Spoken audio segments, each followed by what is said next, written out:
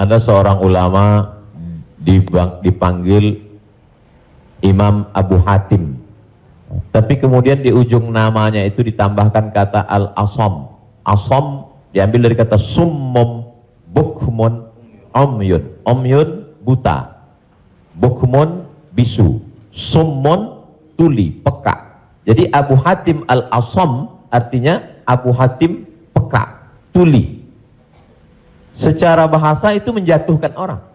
Siapa itu? Itu Abu Hatim peka, Abu Hatim tuli. Karena ada beberapa orang, ada Abu Hatim, yang ini Abu Hatim peka, tuli. Tapi kenapa nama itu tetap tersemat di belakang namanya, dan tidak ada ulama yang melarang menggunakan peka itu di belakang namanya? Karena dia tidak merasa dijatuhkan dengan itu. Lalu kemudian itu pula tidak menjatuhkan dia di depan orang banyak. Apa sebab kronologis dia dipanggil Al-Asam? Dia seorang ulama. Suatu ketika dia sedang duduk, datang seorang anak gadis bertanya fatwa kepada dia. Saat anak gadis itu bertanya fatwa tentang hukum halal haram suatu masalah, mungkin karena wallahu alam bisawab atau saking groginya atau kentut anak gadis itu di depan dia. Dia ingin menjaga marwah, harkat martabat anak gadis ini supaya jangan sampai merasa malu, maka dia diam, pura-pura nggak dengar. Akhirnya anak gadis itu nggak jadi malu, pulang dan dia cerita ke orang lain. Aku tadi mengalami begini dan aku kentut di depan Imam Abu Hatim. Terus apa komen dia?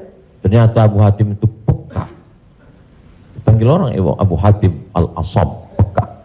Sampai akhirnya setelah anak gadis itu meninggal, Imam Abu Hatim Al-Asam panjang umurnya, meninggal anak gadis itu, barulah Abu Hatim mengatakan, aku sebetulnya enggak peka, hanya ingin menjaga kehormatan dirinya.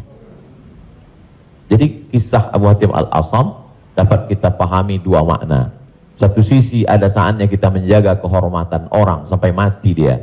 Tapi ada satu sisi kalimat yang nampaknya menjatuhkan sebenarnya tidak menjatuhkan selama kita masih saling paham, saling memahami, saling mengerti. Ada kata-kata yang mungkin kita gunakan tapi menjatuhkan dia. Padahal sepertinya pujian. Tapi ada kata-kata yang sepertinya. Jadi kalau sudah saling memahami, orang pun mengerti, maka dia tidak menjadi suatu celaan.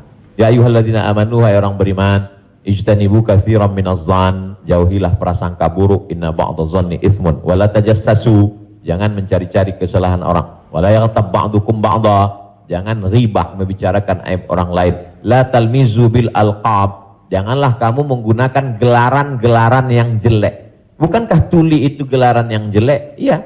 Tapi saat itu digunakannya bukan untuk menjatuhkan, dan mereka saling memahami tentang hal itu. Wallahu a'lam bishawab.